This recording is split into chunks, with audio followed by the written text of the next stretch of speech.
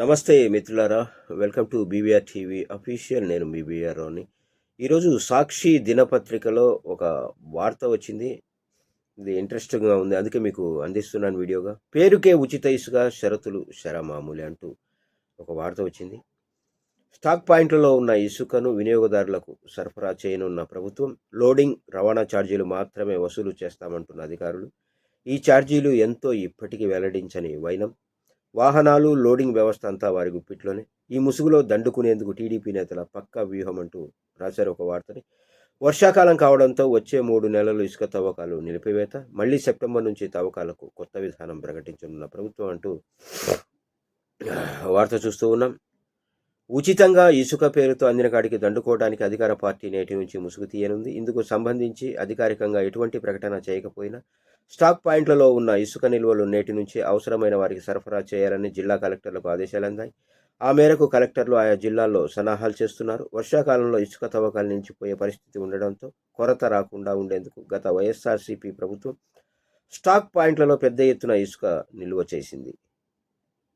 ఇప్పుడు ఆ ఇసుకను ఉచితంగా సరఫరా చేస్తామంటూ ఆ ముసుగులో ఆ పార్టీ నేతలకు భారీగా లబ్ధి చేకూర్చేందుకు సిద్ధమైంది. పైకి మాత్రం వినియోగదారులే సొంతంగా వాహనాన్ని సమకూర్చుకుంటే అందులో ఉచితంగా ఇసుకను నింపి పంపుతారని అధికారులు చెబుతున్నప్పటికీ ఇది ఆచరణలో మరో రకంగా ఉంటుందని సమాచారం అందుతోంది. ఇప్పటి వరకు అందిన సమాచారం మేరకు ఇసుక లోడింగ్, స్టాక్ యార్డ్ నిర్వహణ, రవాణా, పన్నులు, లేవీకి సంబంధించి కొంత మొత్తాన్ని వసూలు చేయనున్నారట. వీటన్నిటికీ కలిపి జీఎస్టీ కూడా వసూలు చేస్తారు. ఇవన్నీ కలిపి టన్నుకు దాదాపు 250 నుంచి 250 రూపాయల నుంచి 300 రూపాయల వరకు వినియోగదారుల నుంచి వసూలు చేసే అవకాశం ఉందని చెబుతున్నా వాస్తవానికి అంతకు రెట్టింపు వసూలు చేయనున్నట్లు సమాచారం. వైఎస్ఆర్సీపీ ప్రభుత్వంలో టన్నుకు 475తో ఇసుకను విక్రయించారు. దీనివల్ల ప్రభుత్వానికి ఏడాదికి 780 కోట్లకు పైగా ఆదాయం లభించేది. ఇప్పుడు టీడీపీ ప్రభుత్వం కొత్తగా అమలు చేసే విధానంలో ప్రభుత్వానికి ఆదాయం వచ్చే పరిస్థితి ఉండదు.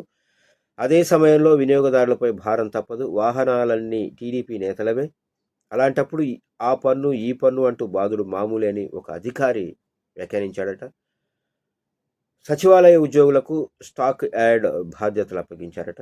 ఇసుక స్టాక్ యార్డ్ బాధ్యతలను ప్రస్తుతం గ్రామ, వార్డు సచివాలయ సిబ్బందికి అప్పగించాలని భావిస్తున్నారట. ప్రస్తుతం ఇసుక కాంట్రాక్టు సంస్థలుగా ఉన్న జేసీకేసీ, ప్రతిమి ఇన్ఫ్రా సంస్థలకు చెందిన సిబ్బందిని గత నెల అధికారం మారగానే టీడీపీ శ్రేణులు బెదిరించి అక్కడి నుంచి పంపించివేశాయి. స్టాక్ యార్డులన్నీ ప్రస్తుతం టీడీపీ శ్రేణుల చేతిలో ఉన్నాయి.